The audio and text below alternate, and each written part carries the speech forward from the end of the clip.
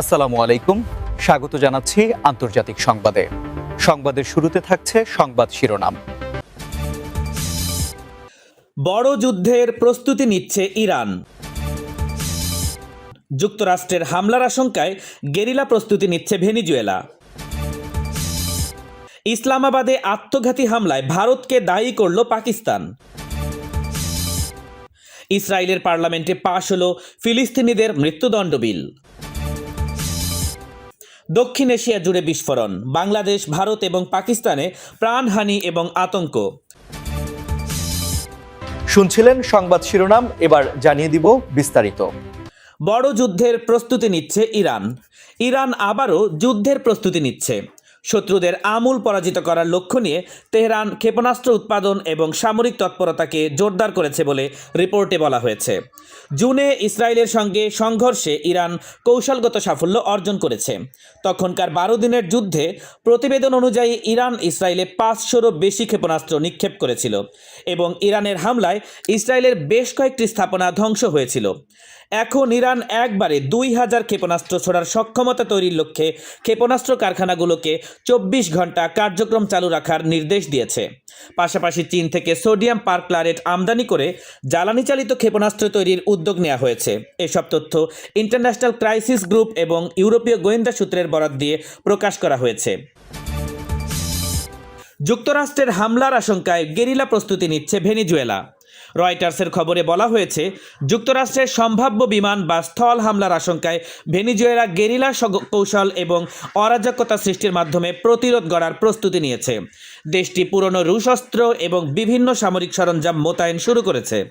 President Donald ট্রাম্পের আঞ্চলিক হামলা ঘোষণার পর মাদুরোকে ক্ষমতাচ্যুত করার অভিযানের আশঙ্কায় তৎপরতা বেড়েছে।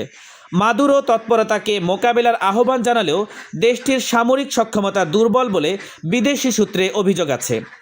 সরকারের পরিকল্পনায় রয়েছে দীর্ঘস্থায়ী প্রতিরোধ, গেরিলা ও নাশকতা চালানোর জন্য প্রায় 280টির বেশি ছোট ইউনিট কর্মচারিত করা এবং অরাজকতা সৃষ্টি, গোপন উদ্যোগ ও ক্ষমতাসীন সমর্থকদের মাধ্যমে দেশের বিভিন্ন স্থানে বিশৃঙ্খলা ছড়িয়ে বিদেশি বাহিনীকে অশাসনযোগ্য করা। তবে কর্মকর্তারা এই হুঙ্কারকে তুচ্ছ করলেও সরকারি এবং নিরাপত্তার উৎসরা স্বীকার করছেন যে সাধারণ যুদ্ধে তাদের সামরিক শক্তি এখনও সীমিত এবং অসংগঠিত।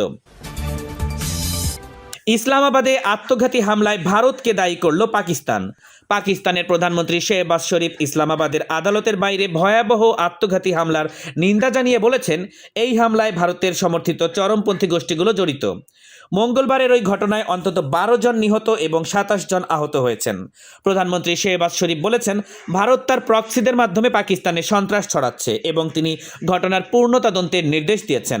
এদিকে প্রতিরক্ষামন্ত্রী খাজা আসিফ আফগানিস্তানের প্রতি ইঙ্গিত করে বলেছেন, ইসলামাবাদে হামলা কাবুলের এক ধরনের বার্তা, যার জবাব দিতে পাকিস্তান প্রস্তুত। ভারতের পক্ষ থেকে এখনও এই বিষয়ে কোনো প্রতিক্রিয়া জানানো হয়নি। ইসরায়েলের পার্লামেন্টে পাশ হলো ফিলিস্তিনিদের মৃত্যুদণ্ড বিল। ইসরায়েলের পার্লামেন্ট নেসেটে ফিলিস্তিনি বন্দীদের মৃত্যুদণ্ড কার্যকরের অনুমোদন দিয়েছে। প্রধানমন্ত্রী বেনিয়ামিন নেতানিয়াহুর অতি ডানপন্থী মিত্রদের তোলা এই বিলের পক্ষে 39 জন এবং বিপক্ষে 16 জন ভোট দিয়েছেন। বিলটি এখন চূড়ান্ত অনুমোদনের আগে কমিটিতে যাচাইয়ের জন্য পাঠানো হয়েছে। নিরাপত্তা মন্ত্রী ইতামার বেন গাভিরের ইহুদি শক্তি দল প্রস্তাবটি দেয়, যাতে বলা হয় ইসরায়েলিদের হত্যায় অভিযুক্ত ফিলিস্তিনিদের মৃত্যুদণ্ড দেওয়া যাবে। অধিবেশনে আরব এমপি আইমান ওদে এবং বেন গাভিরের মধ্যে তীব্র বাকবিতণ্ডা হয়। মানবাধিকার সংগঠনগুলো আইনটির সমালোচনা করে বলেছে, এটি ইসরায়েলের বৈষম্যমূলক নীতিকে আরও গভীর করবে। আইনটি কার্যকর হলে 1962 সালের পর প্রথমবার ইসরায়েল মৃত্যুদণ্ড কার্যকর করবে। দক্ষিণ এশিয়া জুড়ে বিস্ফোরণ, বাংলাদেশ, ভারত এবং পাকিস্তানে প্রাণহানি ও আতঙ্ক। রাশিয়া ইউক্রেনের সঙ্গে চলমান যুদ্ধ দ্রুত শেষ করতে চায় বলে জানিয়েছেন ক্রেমলিনের মুখপাত্র দিমিত্রি পেসকভ। তবে তিনি স্বীকার করেছেন, শান্তি প্রক্রিয়া বর্তমানে স্থবির হয়ে পড়েছে। পেসকভ বলেছেন, রাশিয়া রাজনৈতিক এবং কূটনৈতিক উপায়ে সংকটের সমাধান খুঁজছে, কিন্তু ইউক্রেন এবং পশ্চিমা মিত্রদের কারণে যুদ্ধ দীর্ঘায়িত হচ্ছে। তিনি অভিযোগ করেছেন, ইউরোপীয় দেশগুলো নিজেদের স্বার্থে ইউক্রেনকে যুদ্ধ চালিয়ে যেতে বাধ্য করছে। এর আগে যুক্তরাষ্ট্রের প্রেসিডেন্ট ডোনাল্ড ট্রাম্প 2 দেশের নেতাদের বৈঠকের প্রস্তাব দিলেও ক্রেমলিন জানায় বৈঠক শুধুমাত্র মস্কোতেই হতে পারে, যা জেলেনস্কি প্রত্যাখ্যান করেছেন।